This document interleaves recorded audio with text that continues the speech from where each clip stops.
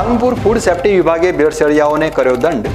ઘી, ફરાળી લોટ, ચટણી અને મિનરલ પાણીના એકમોને ₹16.50 લાખનો દંડ.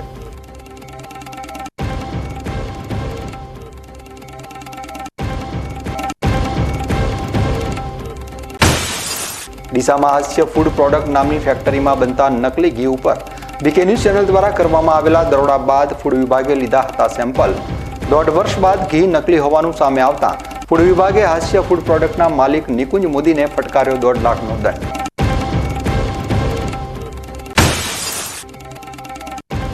દિયોદર રેલવે બ્રિજ બનાવવા પાછળ સરકારે કર્યો કરોડોનો ખર્ચ. બ્રિજના નિર્માણ થયાને માંડ 1 વર્ષ પૂર્ણ થતા પહેલા સર્જાઈ ચૂક્યા સંખ્યાબંધ અકસ્માતો.